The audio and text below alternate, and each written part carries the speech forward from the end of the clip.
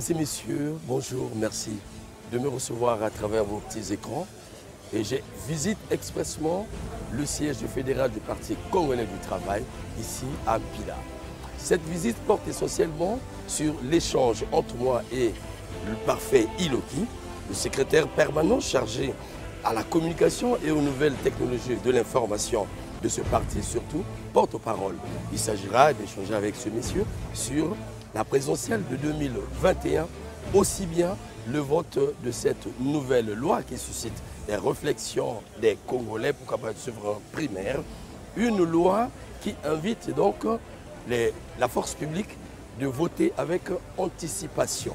La bouche autorisée, parfait Iloki, va nous creuser le contenu de la chose et Mac Bazar dans sa volonté toujours d'accompagner le pays vers une élection présidentielle apaisée.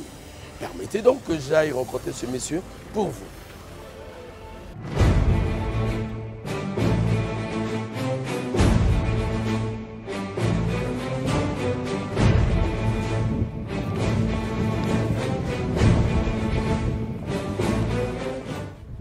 Alors, bonjour. cher ami, comme au village. En tout cas, Corona oblige. Ouais. Alors, J'ai pas l'histoire là. monsieur le secrétaire permanent, je viens vous voir en tout cas d'une manière brutale, permettez-moi, sans invitation. Mais en tout cas, j'aimerais arracher de vous certaines explications, pourquoi pas. J'aimerais avoir de la matière afin d'édifier les Congolais au sujet de la présidentielle. Vous êtes la bouche autorisée. Je pense que je ne vous fais pas violence en tout cas. Mais on est responsabilisé pour tout ça. On s'occupe de la communication du parti. Et c'est bien que vous nous trouverez ici au siège fédéral du Parti congolais du travail, au siège de la Fédération de Brazzaville. Je suis avec mon jeune camarade. Enchanté. Camarade, on était en train de parler de la restructuration. Il est jeune, mais il est dans la délégation nationale qui va aller tout à l'heure à Makelekele pour la mise en place des instances. Pour vous montrer comment les choses se préparent, comment les choses se font avec tous les compartiments du parti. Et les ressources humaines, bien sûr. Ok. Voilà. Déjà avec votre permission. Alors, monsieur le permanent, bon, on va peut-être marcher. C'est une salle historique. Là, j'ai une salle historique. D'abord, d'emblée, que représente ce site pour vous? Alors, Romik, nous sommes ici, je vous l'ai dit, à la Fédération de Brazzaville. C'est un site historique parce que on peut prendre de référence sur la loi sur les partis politiques. Un parti politique doit être représenté de façon territoriale, de façon nationale, au niveau national. Donc en ce qui nous concerne, nous avons un siège national qui est juste à côté, à quelques mètres d'ici. Il est en chantier, je pense que vous le savez, il est réalisé aujourd'hui à près de 85%. Prochainement, quand vous reviendrez, je vous recevrai tranquillement dans mon bureau et vous allez voir le degré d'organisation du Parti congolais du travail. Ici, nous sommes à la Fédération de Brazzaville. Historique est la salle, historique est aussi le lieu. Ici, c'est le bureau de notre fédéral. Jusqu'à peu de contraire, c'est le camarade Gabriel Ondongo, qui est donc le président de la Fédération de Brazzaville. En attendant la restructuration qui se fait, donc d'ici septembre, je pense qu'on aura une nouvelle équipe dirigeante pour la ville de Brazzaville. Et avant lui, le camarade Gabriel Obapounou, comme vous dire un Gabriel, on appelle un autre. Voilà, Gabriel Obapounou était le maître des lieux et il a travaillé ici avec nos camarades dans le cadre de la Fédération de Brazzaville. Avant lui c'est le camarade Eyeni, Richard Eyeni, qui était le président du comité du Parti congolais du travail de la ville de Brazzaville. Comité en ce temps équivaut à la fédération aujourd'hui. Vous avez là, je ne sais pas si vos caméras, on va voir le camarade Ongoto, qui est jusqu'à peu de contraire. Voilà. Bonjour. C'est la maison, c'est l'icône de la maison, des lieux.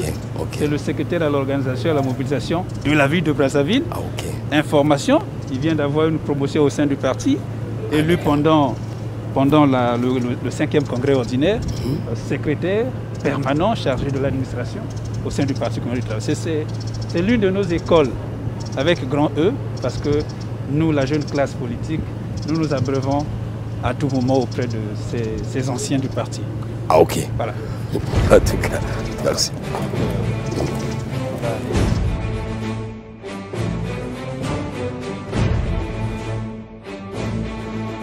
Alors, monsieur le permanent, c'est pas donné, je vous ai arraché, en tout cas, c'est pas facile de vous avoir, vu votre calendrier hyper chargé, et je vous ai fait violence une fois de plus, je vous dis merci. Le Parti congolais du travail certainement a affûté ses armes, comme le reste des partis d'ailleurs pour la présidentielle de 2021. Et je viens à propos.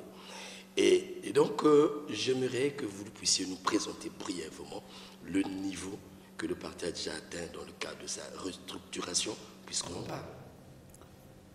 D'accord, merci, merci Romik. C'est nous qui sommes très honorés de vous recevoir ici au siège fédéral du Parti congolais du travail. Vous vous souvenez, je pense que vous étiez à notre point de presse de février. Nous disions que chaque fois que vous avez le besoin de parler avec le Parti congolais du travail, de chercher des formations, l'information de n'importe quel type politique concernant le PCT, vous connaissez l'adresse. Et l'adresse, c'est ici. Et on ne vous remerciera pas assez pour dire que vous êtes les bienvenus au siège du Parti congolais du travail, notamment ici à la Fédération de Brazzaville. Nous sommes effectivement en train de procéder à la restructuration des organes de base et intermédiaires du Parti congolais du travail. Il faut que vous sachiez, parce que vous le savez, qu'un parti, il vit, il fonctionne. En ce qui nous concerne, nous sortons du 5e congrès ordinaire du Parti congolais du travail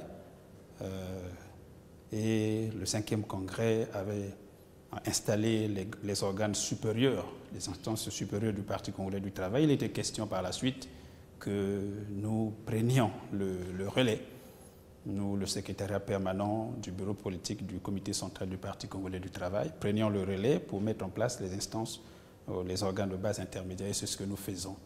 Je vous dis simplement que c'est la marche normale d'un parti politique. La marche normale d'un parti politique, mais vous aussi, vous d'abord, M. Parfait Iloki, aujourd'hui, suite au congrès, sorti du congrès, aujourd'hui vous avez été élevé à un poste aussi important, sensible, qui est surtout la communication. Le PCT n'est pas un parti nouveau pour les Congolais, hein. Le PCT fait partie de l'histoire du pays. Alors, pourquoi ce choix était porté sur votre personne?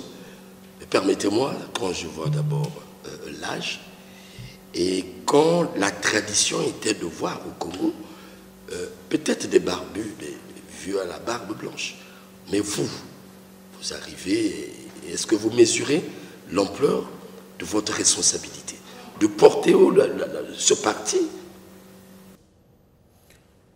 Ah oui, mais je préfère prendre la dernière partie de votre question. Oui, je mesure la responsabilité, le poids de notre responsabilité, parce qu'on est secrétaire à la communication et aux technologies de l'information. En plus, on porte la parole du grand parti, grand et glorieux parti, le Parti congolais du travail. C'est pour ça qu'il faut que nous remercions, nous profitions de l'occasion, puisque je passe pour la première fois sur votre antenne, profiter de l'occasion pour remercier le camarade président du comité central, le secrétaire général et le congrès pour le choix porté sur ma modeste personne. Nous mesurons la responsabilité et nous essayons de faire ce que nous pouvons, parce qu'on est des humains aussi. On est des humains, on aura des hauts, c'est sûr qu'on aura aussi des bas. Et on est là pour tout cela. Et pour le reste, on est modestement en train d'exécuter la ligne tracée et par le Congrès et par le comité central la session inaugurale du comité central et nous pensons être en train de dégrainer une à une les tâches qui nous sont dévolues pour notre mission de 5 ans, parce que le prochain congrès, logiquement, aura lieu en 2026. Donc, à travers ma modeste personne, vous voulez parler certainement de la jeunesse. Absolument. Oui, nous sommes parmi les plus jeunes du secrétariat permanent et donc nous sommes les ambassadeurs des autres cadres jeunes et nous estimons que nous formons un tout. Nous apportons ce que nous pouvons apporter, mais nous apprenons beaucoup au sein des anciens. Tout à l'heure, je vous ai présenté notre collègue à nous qui est donc le secrétaire chargé de l'administration. Et nous apprenons beaucoup auprès de ces anciens et nous félicitons surtout la symbiose incarnée par le secrétaire général du Parti congolais du travail et dans les débats, bon, secret de délibération, mais dans les débats, dans le fonctionnement du parti. Et nous nous sentons heureux.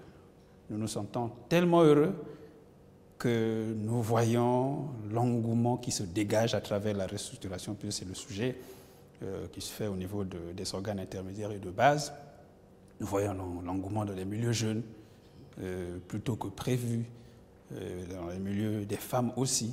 Et donc beaucoup de jeunes s'alignent aux portes du Parti congolais du travail et nous pensons que c'est une responsabilité, on va dire, tamisée, parce que nous l'assumons avec et auprès de nos anciens et au milieu avec les jeunes qui se représentent en nous, modestement. Nous espérons bien, nous l'espérons bien, nous vous avons à l'œil, tel que vous venez de le dire, en face des Congolais. Mais dites-moi avant qu'on rentre dans le vif de notre sujet, ça vous fait combien d'années au parti déjà, si vous pouvez? Alors, je suis membre du comité central depuis 2011, au 6e congrès extraordinaire de 2011. Et avant cela, on est sympathisant du parti. On a bourlingué, permettez-moi l'expression, dans les fédérations, ici ou ailleurs, ici à Brazzaville et ailleurs. Mais l'histoire, il faut la lier depuis notre tendre enfance au niveau de la FENAGESCO et de l'UGC, dans le département de la Lékoumou, où nous avons passé notre bonne partie d'enfance au lycée Samora Moïse Machel et au CG Jean-Jacques Moya à Sibiti. Pour dire qu'on a toujours suivi le président comme une étoile, on le voyait de loin, on entendait parler, on suivait le parti. Et puis bon, on a fait du chemin aussi en passant à l'université, en restant dans les appendices du... non, malheureusement, je n'ai pas fait Thomas Sankara, je suis de la Révolution, j'ai fait le lycée de la Révolution, oui, mais toujours en complémentarité avec des amis. Et là, au niveau de Marien Ngouabi aussi, on est resté dans l'esprit du président, l'esprit du parti, avant d'être consacré en 2011, membre du comité central, et aujourd'hui, fin 2019, membre du bureau politique et secrétaire permanent à la communication, technologie de l'information et apporter la voix du parti. Merci beaucoup. Alors, camarade, comme on aime l'appeler chez vous, camarade permanent. Alors, nous sommes déjà dans la fièvre de la présidentielle, il nous reste juste quelques mois. Et vous êtes le parti au pouvoir, le PCT, et vous suivez de près la chronologie des événements, comment cela se passe récemment. Il y a eu un vote a eu lieu de la loi. Avant le vote de la loi, il y a eu remue-ménage, je me permets de le dire, au sein de l'opposition congolaise. Nous avons suivi la communication, plus précisément, du président Parfait Kolela, et qui a qualifié cette initiative de tricherie déjà. Et lorsque le vote a lieu aujourd'hui, j'ai envie de savoir, de par votre bouche, la lecture que vous faites de cette loi qui emmène la force publique à voter avec anticipation. Un bien pour le Congo et bien mal. Oui, mais avant cela, je pense que bon, vous avez un rôle ambigu, difficile, de poser des questions pour attendre des réponses. mais vous êtes un observateur de la société. La presse, c'est le miroir de la société.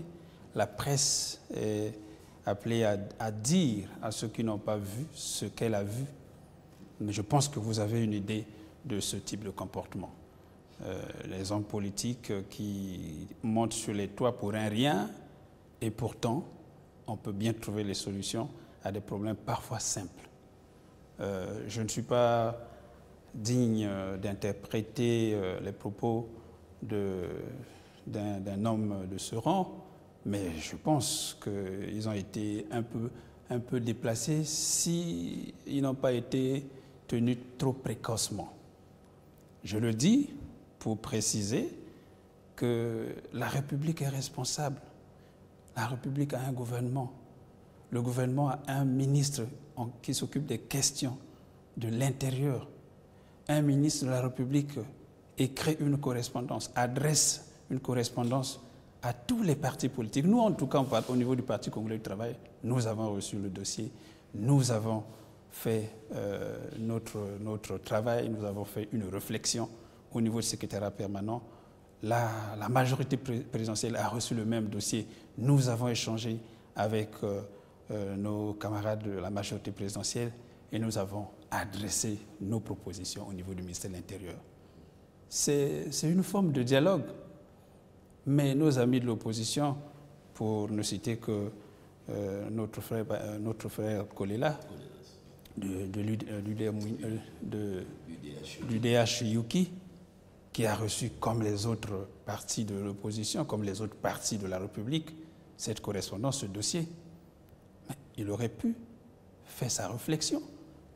Il aurait pu réunir son état-major. C'est ça le rôle d'un parti politique, réunir son état-major et donner son point de vue, adresser la correspondance au ministère de l'Intérieur et donner son point de vue, plutôt que de monter sur les toits, de publier les déclarations.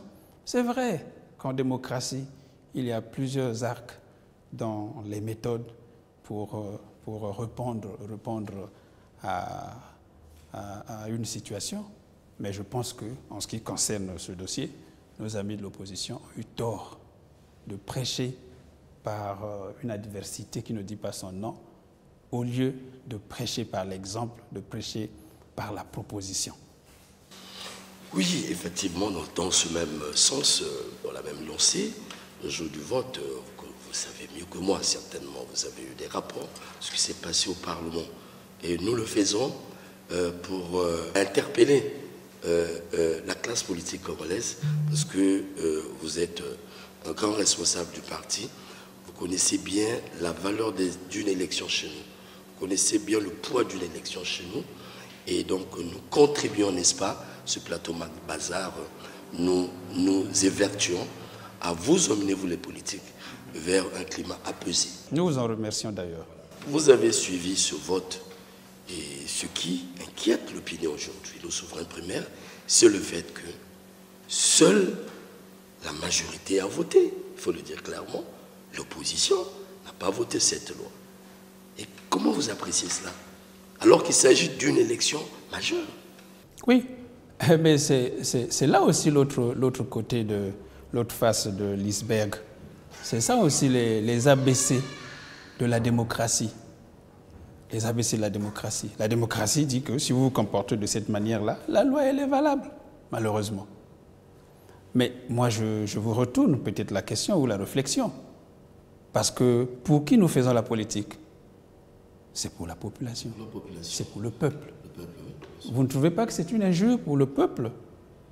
Le peuple qui vous a voté, le peuple pour lequel vous voulez être un jour responsabilisé au haut niveau de l'État. Donc, quand on veut aspirer à des grandes responsabilités, il faut de la responsabilité. Il faut de la responsabilité parce qu'il faut se la tourner 7 fois avant d'agir. Parce que derrière vous, vous avez des gens. Je ne dis pas que monsieur Kolela n'a pas de militants derrière lui. C'est un parti qui assiège sur la République, conformément à la loi sur les partis politiques. Donc, il a des militants qui le suivent. Mais est-ce que ce n'est pas une injure pour la République, une injure pour la démocratie? Même si c'est une méthode. Mais c'est une mauvaise méthode. Moi, je pense que vous devriez, ensemble, nous sommes dans l'apprentissage de la démocratie. Après d'une trentaine d'années, on ne peut pas dire qu'on est des super démocrates. Mais je pense que nos amis de l'opposition, l'UDH ou Yuki en l'occurrence, et puis l'UPADES auraient pu se ressaisir. Parce qu'aujourd'hui, on va certainement en arriver là. On crie au dialogue, on crie à ce qu'on s'asseye et on colore un dialogue avec un pinceau, on lui donne une épaisseur qu'on veut. Mais je suis désolé de vous dire que là, c'est un dialogue administratif. Ils ont raté. Nos amis de l'opposition ont raté de prendre la balle au rebond. Ils ont raté et ce n'est pas normal. Bon, malheureusement, le PCT ne s'aligne pas sur ce type de méthode. Nous sommes un parti républicain, un parti national. Nous encourageons d'abord nos responsables dans le dialogue, dans le débat, à poser des actes qui fassent honneur plutôt à la République. Donc en ce qui concerne nos amis de l'opposition, nous sommes désolés, mais nous renvoyons plutôt la balle du côté du peuple. Voilà le type de responsable qui aspire à diriger le pays, qui pour un rien a tapé sur la table, qui pour un rien a vidé les lieux. Ça veut dire que si c'était au foyer, c'est la bagarre avec madame. Mais qu'est-ce que ça vous dit lorsque on vous laisse entendre par l'opposition, par vos adversaires, traditionnels d'ailleurs et naturels, qu'en fait il s'agit là d'une fuite en avant? Ça c'est de un. De deux, le chef de l'État, Denis Sassou Nguesso, est le patron des armées, c'est le chef suprême des armées, et inviter donc l'armée à voter par anticipation, c'est comme donner de l'ordre déjà à ses soldats de voter pour lui, parce qu'à les entendre encore, et lui, le chef de l'État, c'est votre candidat, sorti, annoncé déjà au Congrès, et le ministre qui introduit la loi, le projet de loi, est du parti. Est-ce que vous ne pensez pas que l'opposition a peut-être raison de penser que c'est déjà des voix en faveur de vous, le Parti communiste du travail? C'est un faux débat, un vrai faux débat. Parce que nous sommes dans un pays, le pays ne vit pas en vase clos. Vous savez que la vie, c'est comme l'erreur. On évolue en erreur, on corrige, on avance. La loi elle-même, elle est peut-être à sa 3e révision. Ce n'est que normal. Vous voyez, regardez autour de nous et suivez mon regard. Vous voyez dans le monde, dans le macrocosme politique du monde, dans la géopolitique internationale, vous verrez que la République du Congo n'est pas le seul pays à faire voter les soldats 1 ou 2 jours avant les élections. C'est juste une question de méthodologie de travail. On est allé plusieurs fois aux élections. Nous avons constaté, vous aussi, que chaque fois que nous allons aux élections, vous et nous, les fonctionnaires de l'État, avons une seule mission ce jour-là. C'est quitter la maison, aller voter et revenir. Mais les soldats ont deux missions ce même jour. Ce n'est pas évident. Ils sont appelés à sécuriser d'abord et ensuite à voter. Dites-moi, un soldat qui vit dans une caserne ou bien qui vit dans un quartier, qui est appelé à aller voter à 10 km, à aller travailler à 10 km, donc aller sécuriser les élections à 10 km, lui-même est enregistré sur la liste électorale à Madibou, il doit les sécuriser à Talangaï par exemple. Comment il fait? Il a tous les droits civiques comme vous et moi de voter ce jour-là. Comment il fait? Mais si vous ne lui donnez pas l'occasion de voter un jour avant, il a son arme ce jour-là dans le bureau de vote dans lequel il n'a pas son nom, mais il sera tenté de voter, n'est-ce pas? S'il est consciencieux, il sera tenté de voter. Mais s'il ne l'est pas, si vous lui interdisez de voter, il sera peut-être mécontent. Donc, maintenant que le gouvernement s'affaire à régler ce problème, où est le problème? Il n'y a pas de problème. Et même s'il y en avait un, est-ce que c'était la méthode? Je pense que c'était un dialogue qui pouvait s'instaurer. On pouvait faire des remontrances, on pouvait faire des observations au ministère de l'Intérieur. Et puis, c'est sûr que le ministre de l'Intérieur, qui est très ouvert sur la question, aurait pu intégrer les observations, les desiderata des uns et des autres. Et je suis sûr. Donc, maintenant, pour parler du président du comité central, qui serait le chef suprême des armées, et que le ministre de l'Intérieur, lui aussi, est membre du PCT, c'est un faux débat. C'est un faux débat. Mais demain, quand ces mêmes amis de l'opposition, quand ils seront aux affaires, ils seront chefs suprêmes des armées, ils auront toujours leur parti politique, n'est-ce pas? Il se trouve qu'aujourd'hui, vous ne voyez pas le président en train de diriger le Parti congolais du travail. Il est en incompatibilité et le secrétaire général du Parti congolais du travail, c'est lui qui administre le travail du Parti congolais du travail au quotidien. Merci. Donc il n'y a aucun rapport avec le fait de demander aux hommes en armes de voter 1 ou 2 jours avant. C'est une fuite en avant, et ce qui n'est pas normal. N'oubliez pas que les mêmes soldats ont la conscience. Ils ont la conscience, ils vont voter le candidat de leur choix. N'est-ce pas? Alors je reviens sur un aspect, parce que vous avez été invité par un de mes téléspectateurs, il faut le dire, c'est un acteur politique. Vous venez de répondre à cette question, et je voudrais plus de lumière. Entre le secrétaire général du Parti congolais du travail et le président de l'organe appelé comité central, qui tient les machines du parti, en tout cas pour l'opinion. Vous avez la réponse. Le parti est géré à 100% par le secrétaire général du Parti congolais du travail. Pourquoi? Il est même le président par intérim du Parti congolais du travail. Le président du Parti congolais du travail, c'est le président de la République aujourd'hui.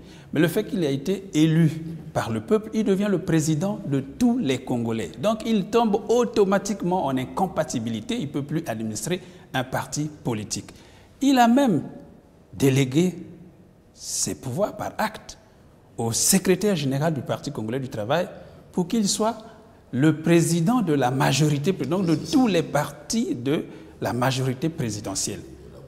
Donc, vous suivez l'actualité, vous êtes vous-même l'actualité, et vous voyez comment le secrétaire général, tantôt il administre le parti en tant que secrétaire général du Parti congolais du travail, donc président par intérim du parti, et en tant que président par intérim de la majorité présidentielle, en lieu et place du président de cette instance ou de ce parti politique, qui est empêché parce qu'il a une mission d'État, il est président de la République. Donc, il n'y a pas de distinguo, c'est clair et c'est comme ça. Ceux qui pensent qu'il y a doublure, il y a emboîtement, c'est simplement la mauvaise foi. C'est de la mauvaise foi et je tiens à insister là-dessus, à le préciser. Le président du comité central, c'est honorifique aujourd'hui, simplement, il est empêché, il est en incompatibilité pour être le président de tous les Congolais, président de la République, chef de l'État. Merci vraiment pour cet éclairage. Alors revenons sur le vif de notre sujet, sur la question. Ça, c'était une parenthèse que j'ai ouverte par rapport à ce que vous venez d'évoquer, parce que quelque part, il y a cette opinion-là qui attendait vraiment la lumière qui devait venir sur vos sujets. Elle est faite. Voilà, elle est faite. Merci. Alors, l'expérience a démontré que dans notre pays, les élections sont souvent sujets à problème. En tout cas. Et le souhait de notre population serait de voir les élections se dérouler d'une manière apaisée. Pourquoi pas faire de nos élections des fêtes où c'est le souverain primaire qui triomphe dans ses choix. Cependant, aujourd'hui, ce que nous lisons personnellement peut nous pousser à vous interroger sur l'après-élection. Si déjà l'opposition claque la porte, ne vote pas cette loi, si déjà, alors que le projet de loi parfait Kolela pense que la loi n'est pas, celle-là n'est pas conforme, elle ne peut pas nous emmener à un climat apaisé. Ne lisez-vous pas déjà la contestation de notre présidentielle? Si tel est le cas, comment vous, politiques, vous pouvez emmener le Congo à bon port? Moi, je ne vous renvoie pas la question, mais je la renvoie au peuple. parce que parti politique ou élus de la République, nous parlons au nom du peuple. Et même quand on est au niveau administratif, au niveau de l'État, nous administrons pour le peuple. C'est le peuple qui a les manettes, c'est le peuple qui a le dernier mot, c'est le peuple qui a voulu que nous soyons là. Il faut poser la question au peuple pour dire que ce sont les gens qui aspirent à nous gouverner. Mais en tout cas, en ce qui concerne le Parti congolais du travail, nous sommes un parti de dialogue, nous sommes un parti de débat, comme le secrétaire général, le camarade Pierre Moussa aime à le dire, débat inside, débat outside. Nous travaillons, nous discutons à l'intérieur du parti, nous discutons comme nous le faisons aujourd'hui avec vous. Nous sommes un parti de dialogue. Maintenant, c'est aussi ça la démocratie. Et chacun est libre de faire ce qu'il veut en respectant les lois auxquelles nous sommes prescrites. Et en dernier ressort, c'est le peuple. Le peuple saura que voilà ce monsieur, nous lui avons fait confiance, voilà comment il se comporte. Mais dans le peuple est pavé d'intellectuels, est pavé de gens de bon sens. Que voulez-vous? Dans la famille, on ne peut pas avoir tout le monde avec le même niveau de compréhension. Mais en ce qui nous concerne, le Parti congolais du travail, nous sommes responsables, nous sommes un parti national, nous sommes aujourd'hui l'aîné de la famille et nous faisons un effort de nous comporter comme l'aîné de la famille, comme le chef du village qui ne voit pas le diable. Et nous n'avons pas vu le diable.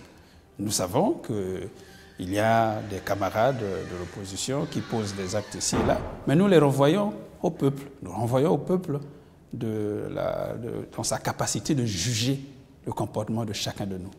Le reste, nous n'avons pas de commentaire à ça. C'est la démocratie. Nous avançons avec ses hauts et avec ses bas. Alors une question comme ça, et le Congrès avait déjà annoncé la candidature du chef de l'État. Et à quand le chef lui-même va annoncer sa candidature? Vous l'avez souhaité. Oui. Bon, c'est notre président.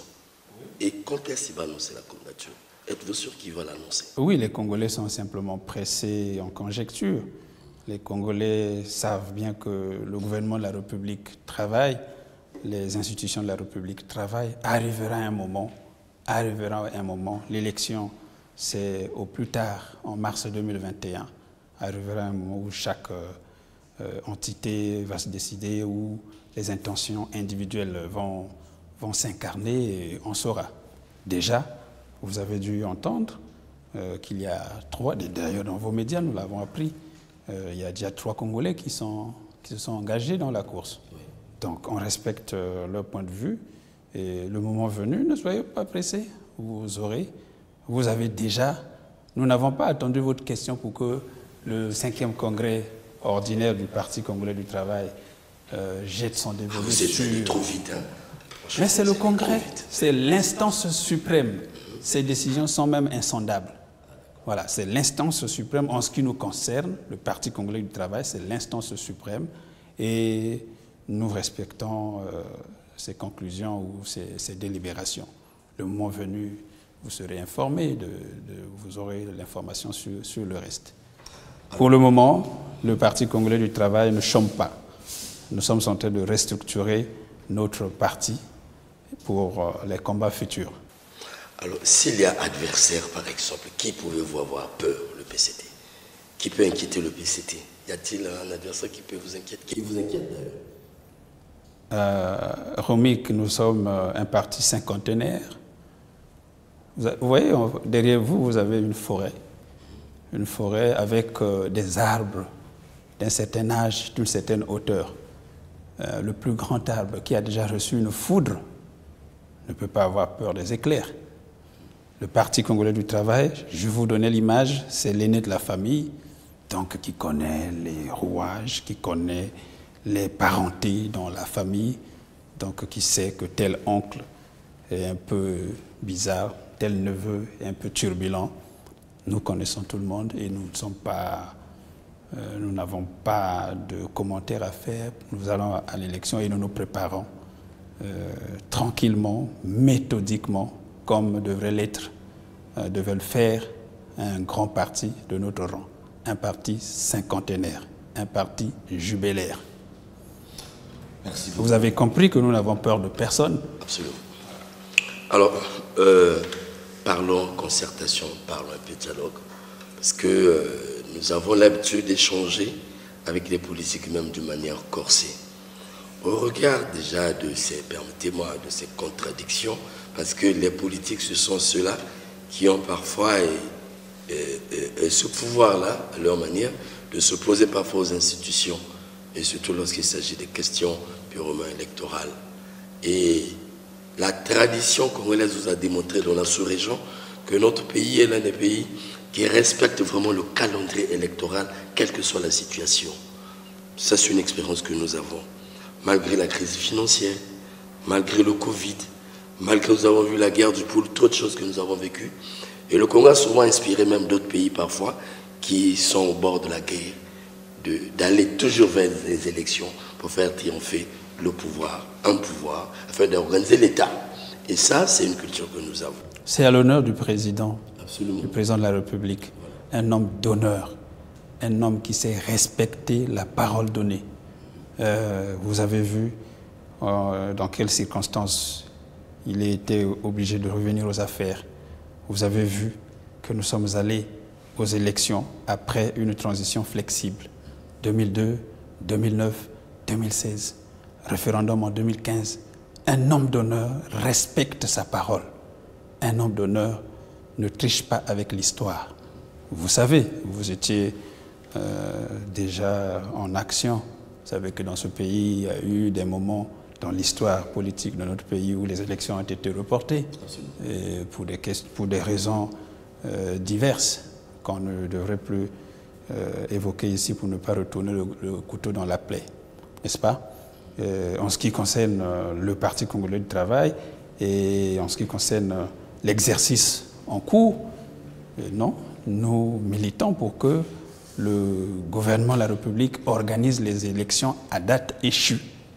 Et n'en déplaise à ceux qui pensent que nous devons passer par la théorie des leviers parce qu'il y a une, je ne sais pas quel genre de situation, mais les conditions sont bien réunies pour qu'on aille aux élections.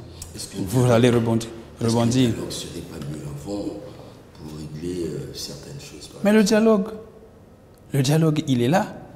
Le dialogue, dans la forme voulue par les uns et les autres, peut se tenir.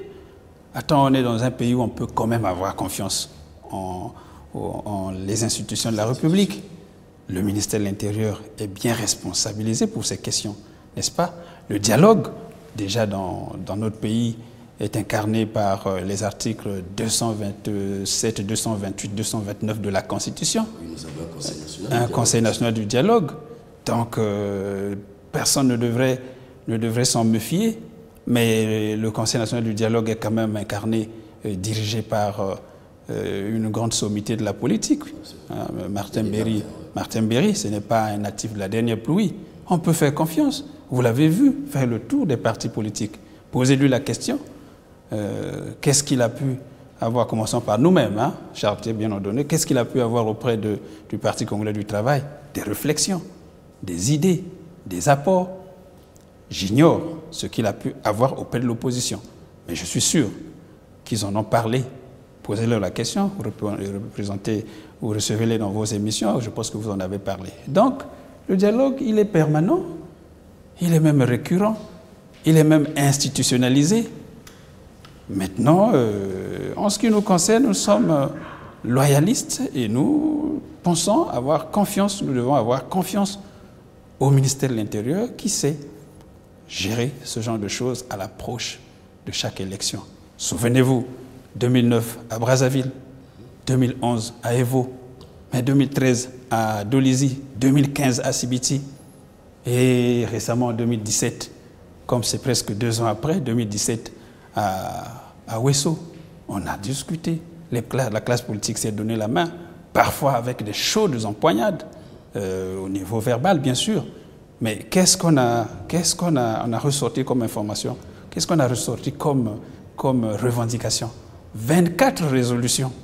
24 résolutions, souvent suscitées par l'opposition. Et qui posent encore problème dans l'applicabilité. Aujourd'hui, sur les 24, mais 21 recommandations ont été assouvies, traitées, réglées, parmi lesquelles la plus grande, c'est quand même la révision, le remodélage de la Commission nationale électorale, n'est-ce pas? La CNEI, qui est une commission paritaire où tous les grands partis de la République, ils sont représentés. Qu'est-ce que l'on veut? Il reste trois résolutions qu'on devrait regarder de commun accord. Donc la fameuse biométrie, qui est un gouffre à sous, qui est une technologie regardée depuis le Cap jusqu'au canal de Suez, sur notre grande Afrique. Il n'y a pas beaucoup de partis, plutôt, il n'y a pas beaucoup de gouvernements qui y ont accédé parce que ce n'est pas évident. Après, il y a le financement des partis politiques, le financement de la campagne. Je prends une parenthèse pour vous dire que c'est des résolutions difficiles à appliquer par la suite. Financement des partis, plutôt de la campagne électorale. La dernière élection, nous étions à 9 candidats. Alors, si on devrait financer, vous allez voir que vous connaissez les Congolais, hein, le 4 mars vous rappelle quelque chose. Les législatives dernières, nous étions à près de 1000 candidats. 1000 candidats. Il suffit, Romic, qu'on annonce à la télé pour dire, bon, la loi électorale prévoit le financement des candidatures. Vous allez arriver à 10 000 candidatures. Parce que les Congolais, ils sont ingénieux. 10 000 candidatures au niveau des législatives. Et donc, on n'en finira jamais. Et puis, la troisième résolution, c'est le découpage électoral. C'est pour cela que je disais que tout ça peut être mis dans un package qui sera discuté de commun accord, et le ministère de l'Intérieur, est responsable pour ce genre de choses. Si nous sommes encore républicains, si nous sommes encore des Congolais responsables, si nous voulons administrer la République en étant hommes politiques au haut niveau de l'État, pour chercher à être au haut niveau de l'État, on doit commencer par faire confiance aux institutions de la République. Sinon, demain, les mêmes qui montent sur les toits avec des joutes oratoires, un jour, ils seront ministres de l'Intérieur. Et si on leur fait ce qu'ils font aux autres, quelle sera leur réponse? Parfois pire que ce que nous constatons aujourd'hui. Donc, pour avoir vécu un certain nombre de choses dans ce pays, depuis la vie estudiantine jusqu'à nos ABC dans la politique, aujourd'hui au secrétariat permanent, nous avons appris à connaître nos hommes politiques. C'est comme nous également, nous vous accompagnons, nous sommes témoins de certaines choses pour son travail qu'avec vous. Alors, je pense la dernière préoccupation, je ne vais pas abuser de votre temps, monsieur le permanent, le secrétaire permanent, Covid et la présidentielle. Vous connaissez bien l'ambiance de la présidentielle. C'est une fête où les Congolais sortent dans la rue, c'est des meetings, c'est beaucoup de choses à la fois. Mais en tout cas, le peuple, nous sommes un peuple de soleil, le peuple est dehors pour accompagner ses leaders. Alors, le Covid, il posera-t-il problème dans l'organisation traditionnelle de notre présidentielle? Parce qu'il faut aller vers la population, il faut aller vers la base, échanger avec la base. Et cette base sort tout ce que nous connaissons habituellement. Est-ce que ça peut freindre cette campagne au niveau de chaque député, au niveau de chaque candidat? Moi, je souhaite quand même vous faire l'éloge de l'être humain pour que vous compreniez que Dieu nous a envoyés sur terre pour gouverner le monde, pour gouverner la terre, n'est-ce pas? L'une des capacités d'un homme, l'une des meilleures capacités d'un homme, c'est son adaptabilité, c'est sa capacité de s'adapter à toutes les situations. Vous prenez un homme, vous et nous, on est nés dans une zone tropicale où il y a du soleil, le climat, on s'y est adapté. Dieu nous a donné cette peau pour s'adapter au climat. Et si tu étais né, si nous étions nés dans le pôle nord et sud, on serait nés dans le froid, on aurait des comportements dignes à s'adapter au froid. Aujourd'hui, contre notre attente, la Covid-19 est tombée dans le monde comme un coup près, c'est une surprise, personne n'aurait voulu qu'elle vienne. même pas si l'opposition était aux affaires, il n'y aurait pas une parade pour que la Covid ne vienne pas. Elle s'est imposée à tout le monde. Et elle attaque tout le monde, n'est-ce pas? Que reste-t-il à l'homme? Mais c'est de s'adapter. Est-ce que vous pouvez me dire, vous qui entrez dans tous les états-majors, certainement que vous entrerez aussi dans l'état-major de la Covid-19 pour savoir à quel moment il va nous lâcher? Absolument, on va tenter.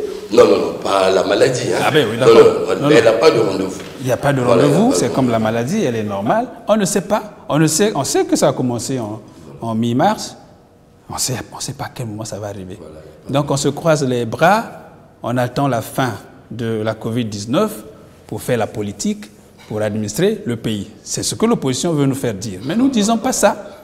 Nous ne disons pas ça parce que pendant la Covid-19, la Guinée-Conakry a organisé une élection. Qui pose la question, comment ils ont fait? Bientôt, la Côte d'Ivoire va organiser son élection le 31 mars, avant nous. Qu'ils aillent poser la question, comment ça se prépare là-bas. La France est allée au municipal pendant la Covid-19. Les États-Unis se préparent à aller aux élections pendant la Covid-19. Le propre de l'homme, c'est sa capacité d'adaptation. On a créé les parapluies, les parasoleils, les parafoudres. En environnement, on parle de mesures d'adaptation. Aujourd'hui, les voitures d'avant n'avaient pas de climatiseur. Mais les gens, la recherche, l'action a fait qu'on adapte par rapport aux urgences. Donc, il faut s'adapter. Que l'opposition s'adapte. Le gouvernement devra s'organiser pour nous offrir les meilleures élections possibles. Nous faisons confiance. Le problème, c'est de le responsabiliser, c'est de renvoyer au gouvernement sa responsabilité, de trouver de l'argent pour organiser une élection présidentielle digne, d'être une élection démocratique. Nous, Parti congolais du travail, nous nous préparons à cela. Donc, le débat de Covid-19, ah oui, il faut renvoyer les élections au calendrier grec, ce n'est pas responsable. Hier, il disait qu'il fallait... c'était la crise, qu'il fallait renvoyer les élections parce qu'il y avait la crise, et puis ils veulent profiter de ce qu'il y a eu la crise sanitaire. Nous ne sommes pas de cet avis. Nous laissons le gouvernement dans sa responsabilité. Le gouvernement doit créer les conditions pour une élection apaisée, une élection responsable, mais une élection avant tout.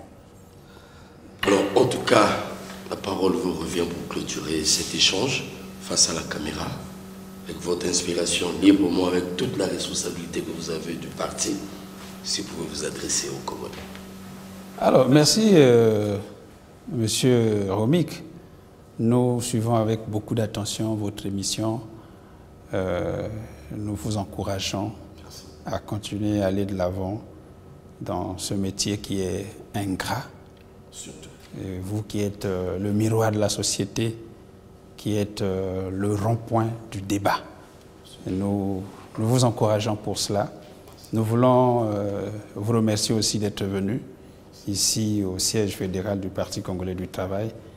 Et je dirais juste un petit mot aux membres du Parti congolais du travail, dissimulés sur l'étendue du territoire national, parce que jusqu'au Congrès, nous revendiquions